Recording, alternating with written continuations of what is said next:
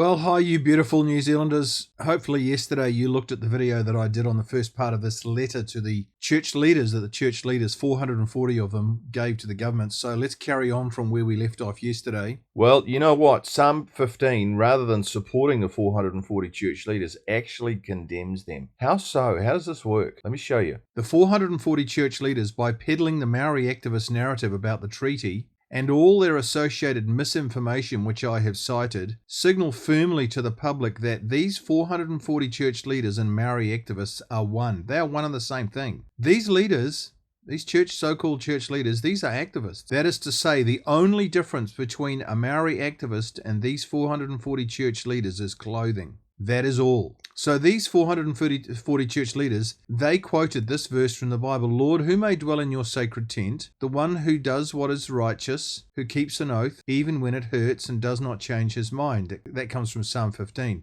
So I thought I'd just have a look at all of Psalm 15 and see what it says and see how it relates to the church leaders. Because really, this is condemning them. It says, Lord, who may dwell in your sacred tent, who may live in your holy mountain, the one whose walk is blameless. Well, let's see if the church leaders are blameless. Blameless means not a hint of wrongdoing. Could we say that the 440 church leaders are not guilty of a hint of wrongdoing with their open letter to the MPs?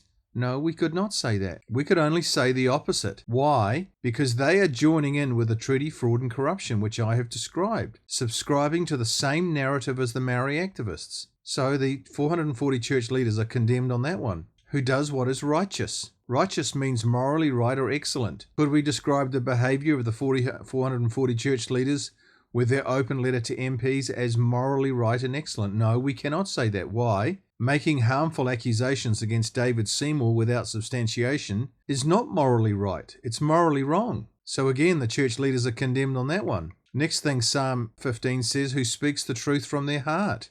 Speaking the truth from the heart means just that, only speaking the truth. Could we describe the behavior of the 440 church leaders with their open letter to MPs as only speaking the truth? No, we cannot say that. The church leaders have made a series of unsubstantiated claims about the treaty, which are untruths. Untruths are the opposite of truth. So they condemn themselves with that one as well. Whose tongue utters no slander. A tongue which utters no slander. What is slander? It's an action or crime of making a false spoken statement damaging a person's reputation. Could we describe the behavior of the 440 church leaders and their open letter to MPs as showing no evidence of slandering anyone? No, we cannot say that. They have slandered David Seymour, accusing him of creating division, breaking oaths, spreading misinformation and misinterpreting the treaty, all without providing any proof. You know what? This is not the first time David Seymour has been subjected to slander. Not just the church leaders. Remember Willie Jackson called David Seymour a useless Maori? You can watch the video there. We would expect better from church leaders, but no, they've joined in with slandering someone. Next to Psalm 15 says, who does no wrong to a neighbour. Someone who does no wrong to a neighbour means just that. All New Zealanders are the neighbours of these 440 church leaders. So the question is, have these leaders done wrong to New Zealanders by publicising this letter? Yes, chiefly by spreading misinformation, treaty misinformation to the general public. The 440 church leaders say things like the proposed bill is inconsistent with Te Tiriti o Waitangi in that it does not recognise the collective rights of iwi Maori or guarantee their relationship with the Crown.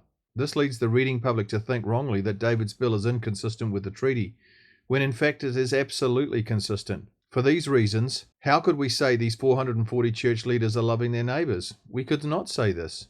Loving your neighbour means doing the highest good for your neighbour. Spreading treaty misinformation is not loving one's neighbour. They need to get this.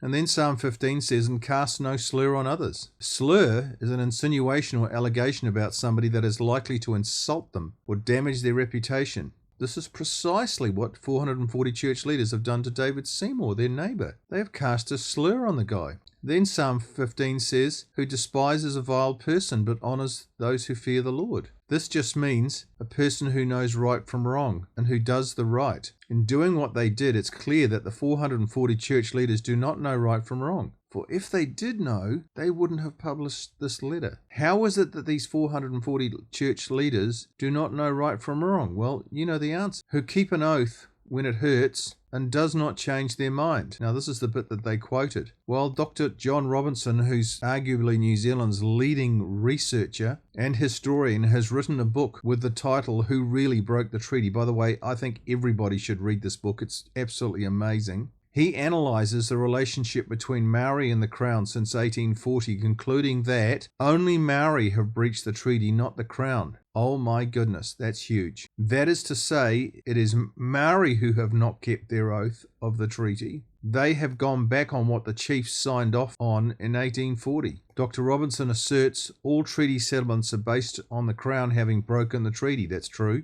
Since that is not true, i.e. the Crown have not broken the treaty, all such settlements are a fraud. There is no justification for the continued existence of either settlements or the Waitangi Tribunal. What a fantastic statement. And you know what? He's 100% right. It seems that the 440 church leaders are history ignorant. And then Psalm 15 goes on to say, who lends money to the poor without interest, who does not accept a bribe against the innocent. This is speaking about people who are generous, especially towards the poor. In the vast majority of cases, tribal elites, that's families at the top of tribes, are hoarding settlement payouts even though the settlement was for the whole tribe. In other words, Maori who are poor and in need in a tribe see nothing of the settlement money. Do we hear the 440 church leaders going into bat for the least of them, for the least Maori, for the ones on the street, the ones who have nothing, for the non-tribal elite, Maori, holding tribal elites to account? Well, I haven't heard any tribe do that. So I say here, not that I know of, they certainly don't advertise it. See? Then the psalm finishes off by saying, whoever does these things will never be shaken. So what can we conclude? The 440 church leaders use Psalm 15 verse 4, quote, who keeps an oath even when it hurts and does not change his mind, to convey the idea to MPs that they should stop David Seymour's bill because the bill reneges on the treaty as it was understood in 1840. Is this true? No, it's not true. How so? Tomorrow, in tomorrow's video, I'm going to go through the 5 parts of the treaty, and I'm going to show you how David Seymour's bill actually perfectly synchronizes with the 5 parts of the Treaty of Waitangi. So I'll see you tomorrow. Please download this document, read it carefully, and get it out to church leaders and Christians everywhere so that we can actually expose all this for what it is. See you tomorrow.